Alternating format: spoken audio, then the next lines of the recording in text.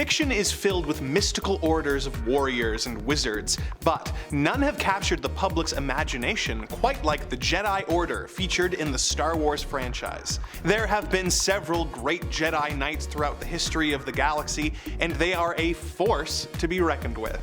Hello there, welcome to Top 10 Nerd. I'm Andrew Boyd, and today we will be taking a look at the top 10 unstoppable Jedi Masters you've never heard of. Now, I'm not gonna stand here and pretend that some of you real Star Wars fans aren't familiar with at least some of the Jedi on this list.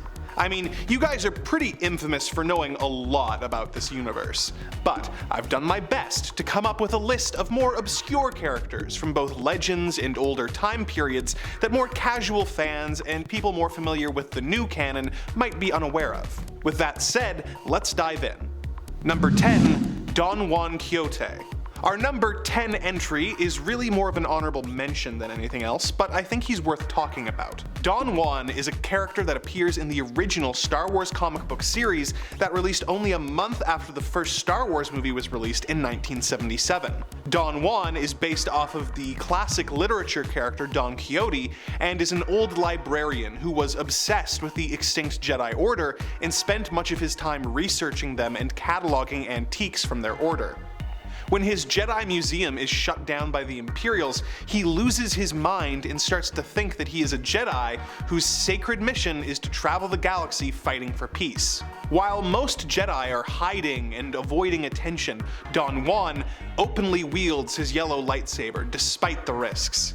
He is surprisingly effective, surviving multiple injuries and cutting down dangerous enemies like hellhounds and the villainous Cloudhopper gang. In his greatest act of bravery, he single-handedly stood up to a giant behemoth creature. He has minimal force sensitivity, and the only trick he can pull off is the occasional mind trick, but his willingness to never stop doing what is right proves that he has the heart of a true Jedi. True, he's not an actual Jedi Knight, and certainly isn't a Jedi Master. But he first appeared in 1978, when the writers only had the original Star Wars to go off of. So the term Jedi Master hadn't even been introduced yet. Which is actually why I bring him up, because through him we get to see a very different take on what the Jedi are and their history, going off of the very sparse information we were given about them in the first film. Now, on to the real Jedi. Number 9. Ganner Rhysode. Ganner was a Jedi Knight of the new Jedi Order, known for his desire to be a hero and his brash self-confidence and flamboyant nature.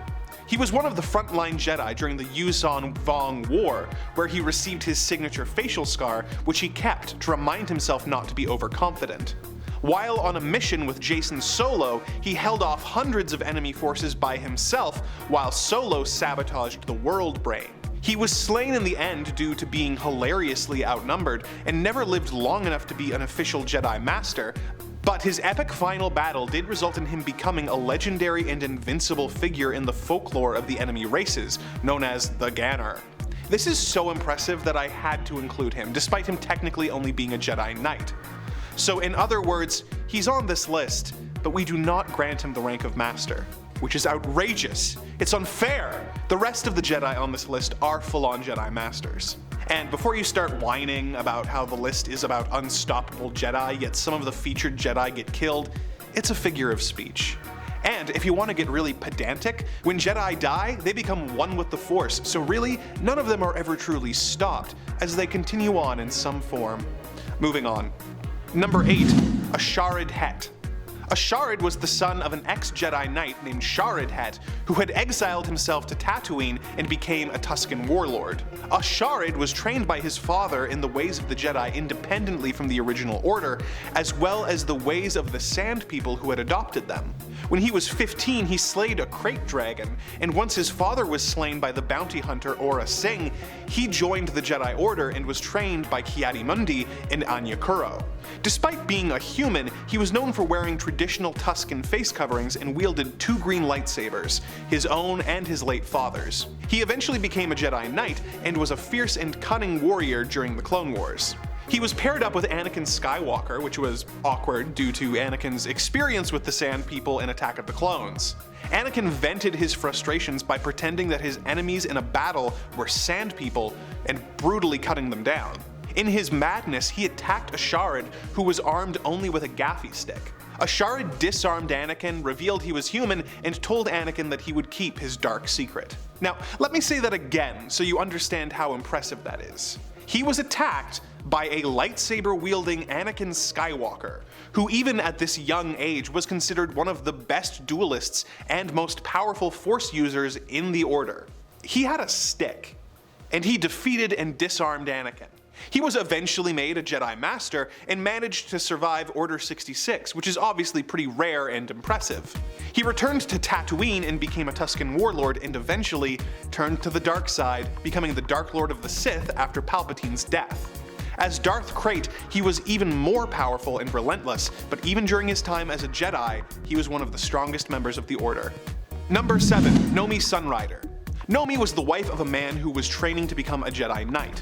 This obviously doesn't gel with the whole no attachments thing that caused Anakin and Padme so much trouble, or the whole trained from birth element of the Jedi, but keep in mind, this character was introduced in 1993, almost a decade before these elements of Jedi training were revealed in the prequels. When her husband was killed, she decided to become a Jedi herself.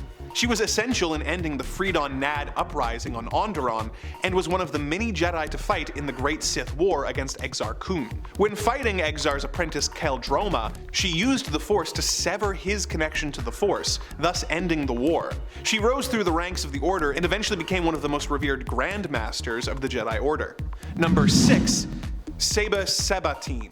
Saba was a Barabel who was trained to be a Jedi Knight on her home planet independently of the new Jedi Order.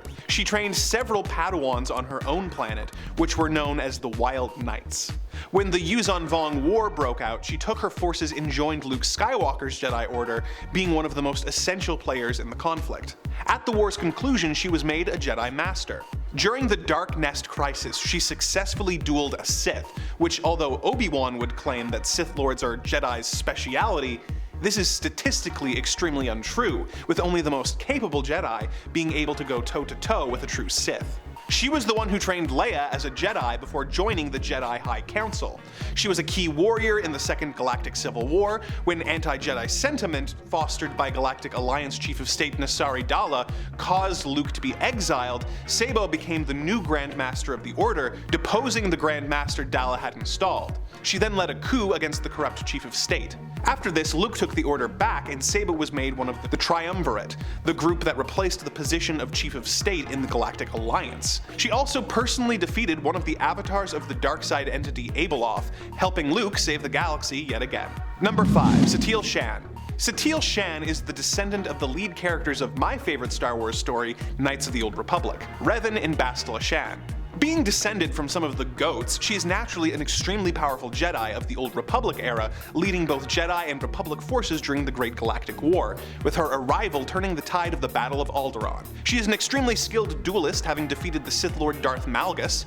She was called by the Force on an odyssey across the galaxy, which led her to discovering the long-lost Jedi Order homeworld of Tython. For achieving this, she was named the new Grand Master of the Jedi Order.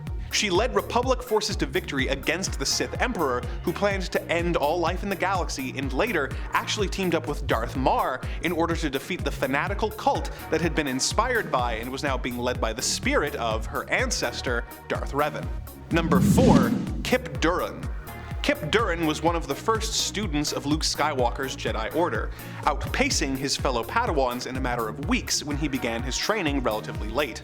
He became hungry for the knowledge of the Force and was possessed by the ghost of the Sith Lord Exar Kun, who boosted his powers to be able to defeat Luke. He went on a rampage against surviving Imperials using the doomsday weapon the Sun Crusher. His position was ended with Luke's help, and he began a quest for redemption that made him one of Luke's best pupils and one of the first Jedi Masters of the New Order. Against Skywalker's wishes, he led the Jedi to war against the threat of the Yuuzhan Vong in the near-apocalyptic war for the fate of the galaxy, which he saw through to victory before becoming one of Luke's leading advisors on the Jedi High Council. He was was also a key player in the Second Galactic Civil War when Darth Caedus took control of the government. Kyp was one of the strongest Jedi in the history of the Order and was Luke's prize student, with some believing he was even more powerful than Luke himself. Number 3. Meetra Surik. This is a Jedi Master you actually might be more familiar with than you realize. In Knights of the Old Republic 2, you play as a character known as the Jedi Exile. The race, gender, and name of the character are determined by the player in the context of the game, but canonically, this character is Meetra Surik. Meetra was a Jedi Knight who followed Revan to battle during the Mandalorian Wars, eventually becoming a general. Her actions at the Battle of Malachor V ended the war in the Republic's favor, but resulted in the deaths of many soldiers on both sides of the conflict. She was expelled from the Jedi Order, but eventually returned during the Dark Wars and defeated 3 Sith Lords, Darth Nihilus, Darth Sion, and Darth Traya. She reformed the Jedi Order and was given the rank of Jedi Master. After this, Meetra left in search of the long-missing Revan to help him defeat the Sith Emperor, who was planning an invasion. They attacked the Emperor, but were betrayed by their ally, Lord Scourge, resulting in her death. Despite this, she continued to help the Republic cause, keeping Revan company as a Force spirit while he was kept in stasis for years, and leading other Jedi Knights to rescue him and help him defeat the Emperor before she left to become one with the Force. So, my point is that Meetra can be killed, but she can't be stopped. Number 2. Lord Hoth. Remember during Phantom Menace when Qui-Gon Jinn is telling the Council that he thinks Darth Maul is a Sith Lord, and they all scoff at the idea, saying that the Sith have been extinct for almost 1,000 years? Well, the reason they were extinct for almost 1,000 years was the Jedi Master known as Lord Hoth.